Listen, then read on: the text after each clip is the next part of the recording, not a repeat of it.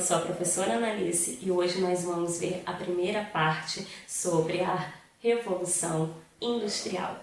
A revolução que causou uma transformação na forma de produção, alterando toda a economia e o mundo capitalista no final do século XVIII.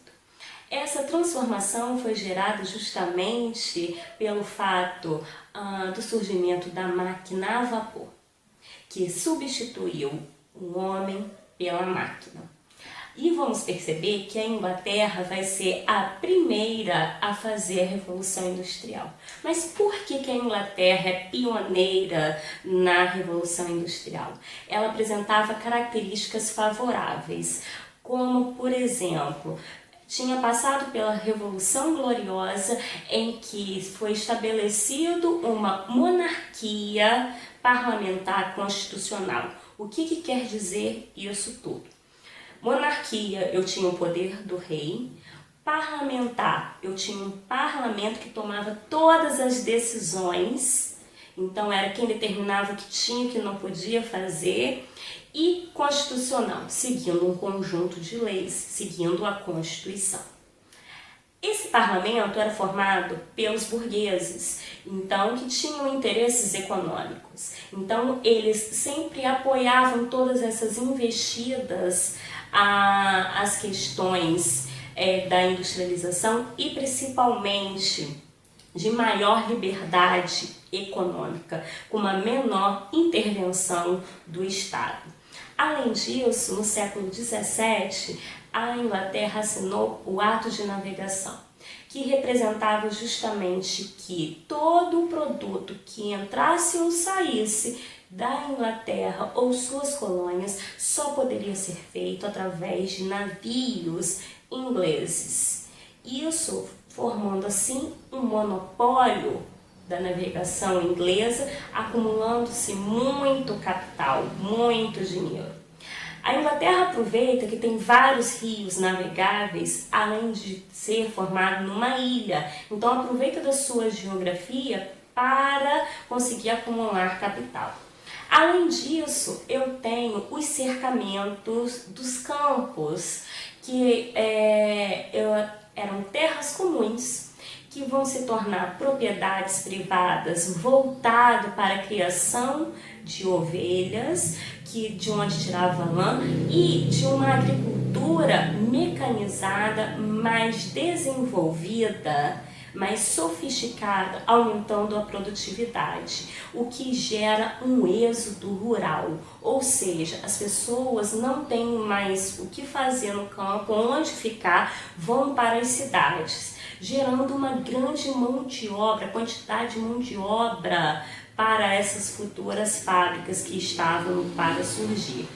Além disso, eu tenho uma grande concentração de matéria-prima, como já falei para vocês, da criação das ovelhas, eu tenho a lã, mas também tinha o carvão mineral e o ferro. O carvão que vai ser fundamental para mover toda a máquina no processo de revolução industrial. Então eu apresentei para vocês o porquê da Inglaterra ser a pioneira a fazer a Revolução Industrial. Outros países vão correr atrás de prejuízo, como a França, como a Holanda, mas a Inglaterra mesmo assim desponta como sendo a primeira. Além disso, a gente precisa entender como estava organizada essa produção até chegar o momento da Revolução Industrial.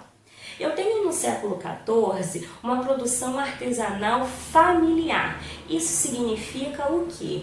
Que o artesão produzia dentro da sua casa, desde a matéria-prima até o produto final, que era a venda do seu produto. Com o passar do tempo, já na Idade Moderna, eu tenho o surgimento das manufaturas, né?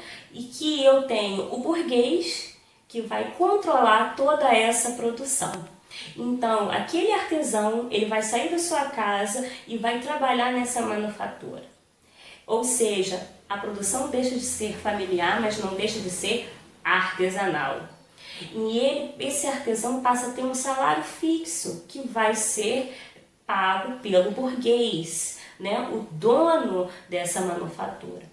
No século XVIII, no final, aí sim, eu tenho o surgimento das indústrias com o surgimento da máquina a vapor.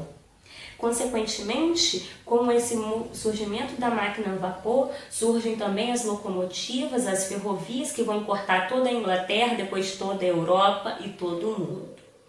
E aí eu tenho uma transformação na forma de produzir, porque aquele homem que veio do campo, ele passa a ser o operário da fábrica e ele se sujeita a trabalhar a qualquer emprego e de qualquer salário, porque ele não tem outra coisa a fazer.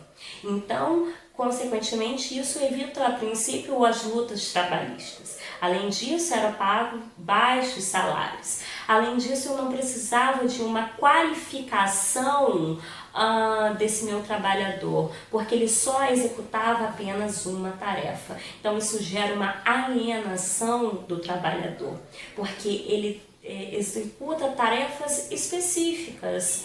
Então, tem uma produção em série, mais rápido, em menos tempo, consequentemente aumentando o lucro desse burguês. E aí eu tenho o surgimento da famosa luta de classes que tanto Marx fala na sua teoria entre trabalhador e empresário, operário e empregador, certo? Então, na próxima aula, nós vamos ver um pouco mais sobre a Revolução Industrial, como as condições de trabalho desses trabalhadores, as suas lutas trabalhistas e as consequências para o meio ambiente da Revolução Industrial. Até mais!